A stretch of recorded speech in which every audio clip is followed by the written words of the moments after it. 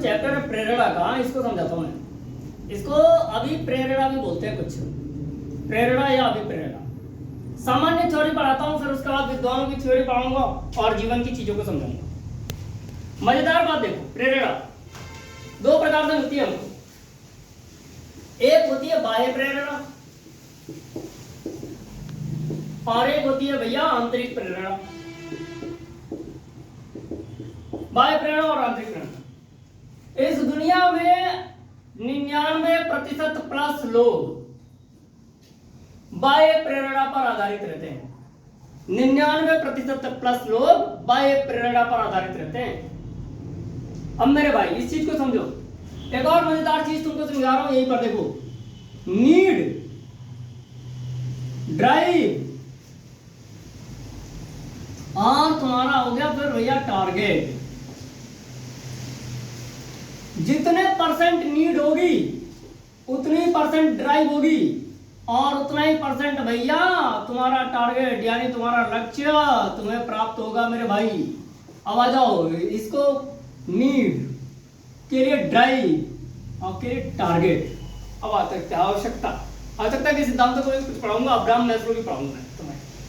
अब मजेदार बात आओ, यहाँ पर प्रेरणा पहले पढ़ते हैं, इस चीज को फिर समझाता हूँ मैं, आगे बढ़ाता हूँ। प्रेरणा, बाह्य प्रेरणा। अक्सर व्यक्ति आशा करता है कि वातावरण या महापुरुष या माता पिता या समाज या गुरु या भारत के महान व्यक्तित्व या विश्व को नई दिशा देने वाले व्यक्तित्व तुम्हें प्रेरित करें, उनके विचारों से प्रेरित हो। जैसे देखो, उदाहरण ले आता हूं, दुनिया का महान वैज्ञानिक अल्बर्ट आइंस्टाइन। जो अपन बात करते हैं आइंस्टाइन की, दुनिया का महान वैज्ञानिक माना जाता है। अपने बौद्धिक क्षमता का 7% इस्तेमाल किया इसने। मैं कहता हूं तुम अपने जीवन का 1% जिस दिन इस्तेमाल करोगे उस दिन जो चाहते हो बन जाओगे। मैं इस चीज को बताऊंगा अभी कैसे। अभी प्रेरणा पढ़ लेते हैं। ये कहता है मैं बहुत होशियार नहीं हूं, मैं तो बस समस्याओं के साथ लंबे समय तक टिका रहता हूं। मैं बोला मैं बहुत होशियार नहीं हूं, मैं तो समस्याओं के साथ लंबे समय तक टिका रहता हूं। यानी अगर इसके पास कोई समस्या आई तो उस समस्या के साथ वो तब तक बना रहता है जब तक उस समस्या का हल नहीं निकाल लेता। हमारी मजेदार बात देखो, हम अगर कुछ ही चीज में आगे आते हैं और देखते हैं एक प्रयास 2 प्रयास में नहीं होता, छोड़ देते हैं भैया मेरे। यानी हमारे पास 100% नीड नहीं है। जैसे तुम्हें प्यास लगी हो, तगड़ी प्यास लगी हो, जबरदस्त प्यास लगी हो, अब इसके बिना जीवन निकल रहा हो मेरे भाई, इतना प्यास लगा है, तो तुम भागे भागे पानी की तरफ जाओगे, ड्राइव करोगे, जहां पानी मिल रहा है वहां जाओगे। दुकान पे गए तुम भाई बाहर, और जैसे ही गए तो उसने तुमने उससे पानी का बॉटल मांगा, उसने पानी का बॉटल दिया। अब उसने बिस्लरी नहीं दी मेरे भाई, कुछ और दिया, कोई और ब्रांड दे दिया। तुम जान रहे हो ये शुद्ध नहीं है, लोकल ब्रांड है। अब फिर भी अगर 100% प्यास लगी है मेरे भाई तो तुम इसकी चिंता नहीं करोगे कि ये ब्रांड है कि नहीं है। पैसा वो चाहे जितना ले रहा, 30 ले रहा, 50 ले रहा। मैं रेगिस्तान में, मैंने बहुत सारी धूप में, तुम चलते जा रहे हो, थके जा रहे हो, मर रहे हो, और एक बूंद पानी के लिए, एक गिलास पानी के लिए तुम अपने जीवन का सर्वस्व न्यौछावर कर देते हो। तो नीड है भैया मेरे, तो तुमको ब्रांड नहीं दिखाई देगा, यानी अपना टारगेट तुम्हारा पूरा हो जाएगा। उसके बाद तुम सेट करोगे यार कौन सा पी लिया, बाद में आएगी। और अगर ये नीड मान लो 50% रहे, प्यास 50% लगी, तो यहाँ गए भाई मेरे भाई, तो बोलेगा भाई पानी दो, पानी दिया, बिस्लरी दिया, कुछ और दिया, लोकल ब्रांड दिया, तो क्या बोलेगा नहीं दिया बिस्लरी दो, तो बोलेगा नहीं है तो क्या करोगे, ड्राइव और आगे बढ़ोगे। नीड पर निर्भर करता है मेरे भाई। तुम्हें नौकरी लगने की नीड अगर 100% है मेरे भाई तो ड्राइव भी 100% होगी और टारगेट पक्का मिलेगा 3 महीने के अंदर अंदर। ऐसा मैं हमेशा कहता रहता हूँ। और मैं तो एक भूगोल का विद्यार्थी हूँ और मैं ये कहता हूँ भूगोल का विद्यार्थी कुछ भी कर सकता है मेरे भाई, कुछ भी कर सकता है। मैं बताऊंगा तुमको, आगे क्लास चलती जाएगी, मैं इस चीजों को बताऊंगा। मैं प्रेरणा बता रहा था, तो बाह्य प्रेरणा, हम भारत के महान व्यक्तित्व से प्रेरित होते हैं। जैसे एक रॉबर्ट शुक्ला रहता है मेरे भाई, देखो लगा रखा है यहाँ पे मैंने, पढ़ो इसको। बुराइयां कभी कभी खत्म नहीं होती, मजबूत इंसान लगे रहते हैं। नेपोलियन देखो क्या बोला, सही समय कभी नहीं आता, अभी जो चल रहा है वही सही समय है। बहुत सारी भ्रामक चीजों में हम जीवन रहते हैं। विंस्टन चर्चिल बोलता है प्रयास करना कभी ना छोड़े, लगे ये जो चीजें हैं मेरे भाई कहां से आ रही है तुम्हारे पास? इन लोगों ने इस चीजों को कहा, यानी प्रेरित हो रहे हो। कोई विवेकानंदा से प्रेरित हुआ, कोई महात्मा गांधी से प्रेरित हुआ, कोई गोड से प्रेरित हुआ, कोई जवाहरलाल नेहरू से प्रेरित हुआ। वर्तमान में बहुत सारे लोग प्रधानमंत्री से प्रेरित हो रहे हैं। मैं भी उनका प्रेरित हूँ। मैं दीवानों की किताबें पढ़ता हूँ। मजेदार किताब है ज्योति कुंज, जिसके बारे में बता भी रखा है पहले। ऐसा बहुत सारे, महात्मा गांधी हिंद स्वराज, क्या जबरदस्त बात कही। हिंद स्वराज में उन्होंने कही कि 3 पद ऐसे हैं भैया जो सेवा के लिए बने हैं, वकील, डॉक्टर, मास्टर, अध्यापक। ये 3 सेवा के लिए बने मेरे भाई। पर आज देखो ये तीनों के तीनों सेवा से हटकर व्यवसाय में पलट गए मेरे भाई। मैं बताऊंगा तुम्हें अध्यापक और गुरु का फॉर्मूला, अंतर, जमीन आसमान का अंतर बता दूंगा। इस चीजों को समझना, इस चीज को, यानी प्रेरणा, बाह्य प्रेरणा। बाह्य प्रेरणा अगर हमें दिखेगी तो प्रेरित होंगे। गुरु से प्रेरित हो गए, बड़ा बढ़िया पढ़ाता है भाई, मैं ऐसा बन जाऊंगा। अरे कोई ड्राइवर से प्रेरित हो गया, अरे मेरा उस्ताद बहुत बढ़िया गाड़ी चलाता है, मैं भी ऐसा चलाऊंगा। किसी ने नेता से प्रेरित हो गया, प्रधानमंत्री मोदी बड़ा अच्छा स्पीच देते हैं भाई, मैं उनके जैसा बन जाऊंगा। कोई आईएएस से प्रेरित हो गया, आईएएस बन जाएगा। कोई विवेकानंदा से प्रेरित हो गया, ऐसा बन गया। कोई गुरु जी धर्मावचार से प्रेरित हो गया, वो आचार्य बनने के, धर्म के आचार्य बनने के लिए आगे बढ़ जाता है। तो ऐसे हम प्रेरित होते हैं दुनिया के। कोई विद्वानों से प्रेरित हो गया, कोई वैज्ञानिकों से प्रेरित हो गया, कोई डॉक्टर से प्रेरित हो गया। ऐसे अपन प्रेरित होते हैं और आगे बढ़ते हैं। ये बाह्य प्रेरणा है मेरे भाई। अगर ये तुम्हारे सामने नहीं है तो तुम प्रेरित नहीं होगे। इंटरेस्ट नहीं आएगा, रुचि नहीं आएगी। रुचि अभिरुचि में नहीं बदलेगी, अभिरुचि नहीं बदलेगी तो नीड नहीं होगी भैया, और नीड नहीं होगी तो ड्राइव नहीं होगा, ड्राइव नहीं होगा तो टारगेट नहीं मिलेगा, तो वहीं रुक जाओगे मेरे भाई। मजेदार बात है ये, 99% प्लस लोग इसके चक्कर में रहते हैं। और इसीलिए वो लोग कहते हैं क्या कि वातावरण दोषी है भैया, वातावरण नहीं मिला मुझे अच्छी किताबें नहीं मिली, मुझे अच्छे लोग नहीं मिले, मुझे अच्छा समाज नहीं मिला, इसलिए मैं ऐसा हो गया। ये बहुत सारी चीजें हैं। अब मैं एक मजेदार बात बताता हूं तुमको, आंतरिक प्रेरणा की। आंतरिक प्रेरणा हम सभी के पास होती है। आंतरिक प्रेरणा हम सभी के पास होती है, और ये कैसे निकलती है ये मैं बताता हूं। जीवन में जब बड़ा डर आता है ना, डर, और जीवन में बड़ी खुशी आती है। देखो डर, भयानक डर और भयानक जो है खुशी जब आए तुम्हारे पास, भयानक दुख हो, भयानक सुख हो, इसके समय में आदमी, व्यक्ति 2 ही लोगों के पास जाता है। एक तो अपनी मां के पास जाएगा पहले, क्योंकि मां ने तुम्हें अपने गर्भ में रखकर नाभि से प्राणसूत्र दिए हैं। कभी सामने से अचानक ट्रक आता हुआ दिखाई दे जाए, लगे कि जीवन अब खत्म है, तो भैया मेरी सारी चेतना सिकुड़कर नाभि पर चली आती है। दिमाग पे भी नहीं आती, दिल पर भी नहीं आती, नाभि पे चली जाती है, क्योंकि वहीं से तुम्हें प्राणसूत्र मिले। इस चीज को मैं बाल विकास में पढ़ाऊंगा तुमको, जब गर्भावस्था पढ़ाऊंगा तो वहां इसको डिटेल दूंगा, दिया भी है। प्रेरणा में आते हैं। आंतरिक प्रेरणा सबके पास होती है, पर हम डर में ज्यादा पहचानते हैं इसको। अब एक कहानी सुना रहा हूं, देखो तुमको।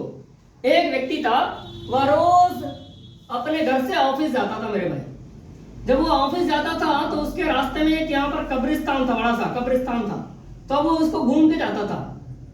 वो ऑफिस शाम में 4 बजे जाता था और 2 बजे सुबह में, रात में उसकी छुट्टी हो जाती थी, और फिर वो अपने घर आता था और जाता था। यही उसका काम था मेरे भाई। तो 4 बजे जाता था, ऐसे घूम के जाता था, ऐसे रास्ता था, ऑफिस पहुंचता था। एक दिन क्या हुआ, वो ऐसे चल रहा था, कर रहा था, तो उसको 1 घंटा जाने में लगता था और 1 घंटा इधर आने में लगता था। तो वो घर अपने 3 बजे पहुंचता था सुबह, और 3 बजे जो है निकल जाता था। 12 घंटे की ड्यूटी हो जाती थी उसकी, इस तरह। तो वो रोज जाता आता था। एक दिन क्या हुआ कि ये जो कब्रिस्तान था, ये कब्रिस्तान था, यहाँ की एक दीवार टूट गई थी। तो इसने सोचा यार रास्ता है, उजाली रात भी है, पूर्णिमा का दिन था उस दिन, तो वो सोचा कि इधर से घर तक चलते हैं। तो इधर से वो आया, और वो घर आया तो वो 40 मिनट में ही पहुंच गया। अब उसका 20 मिनट समय बचा। अब उसने अपने मन में तय किया कि मैं अपना 20 मिनट इधर से, 20 मिनट उधर से, 40 मिनट रोज बचाऊंगा। अब वो रोज इधर से आने लगा और रोज इधर से जाने लगा। अब होता क्या है, एक दिन आता है और जब वो गया तो सब कुछ सही था। जब वो चला, उसी बीच में एक व्यक्ति का इंतकाल हो गया था, तो लोगों ने उसके लिए कब्र खोद रखी थी, कब्र बना रखी थी। कब्र जो है 10 फीट गहरी थी, 2 फीट ऊपर मिट्टी पड़ गई थी, तो 12 फीट की दूरी हो गई थी। अब जो है ये व्यक्ति चला, इसको तो पता ही नहीं था कि उस रास्ते में कब्र है। अब वो जब आया, अंधेरी रात थी, अमावस की। अब अमावस की अंधेरी रात में उसे दिखाई तो दिया नहीं है, पर पिक्चोरियल कैपेसिटी होती है भाई हमारे पास। मन की आंखों से देखते हैं हम अंधेरे में। हम अपने रूम में कहीं भी अगर मान लो लाइट चली गई, अंधेरा हो गया, तो तुम गए, तुम्हें कोई चीज की आवश्यकता थी, माचिस कहाँ रखी है, तुम्हारे दिमाग में सेट है इमेज उसका, वो जाते हो वहीं से माचिस उठा के लेके चले जाओ तो मिल जाता है। ठीक उसी प्रकार से वो रास्ता याद था। अब वो चल रहा था, आया, उसे ये गड्ढा पता नहीं था। अब वो अचानक से इस गड्ढे में गिर जाता है, सीधा डंप कर जाता है एक ही बार में। अब वह डरता नहीं, हालांकि प्रयास करता है कि भाई चल चले पार करे। जंप लगा रहा था, नहीं हो पा रहा था, 12 फीट हो गया था हाइट, कर रहा था प्रयास, नहीं हो पाया, बहुत प्रयास किया, नहीं हुआ। समझ गया कि भाई जब तक मदद मिलेगी नहीं मिलेगी मैं निकल नहीं पाऊंगा। अब वो क्या हुआ, वहीं पर सोचा कि सुबह होने का इंतजार करते हैं, वो कोई आएगा तो मुझे निकाल लेगा, बैठा। ठीक यही प्रकार एक शराबी भी अपनाता था, वो भी रोज इसी रास्ते से आता था और इसी रास्ते से जाता था।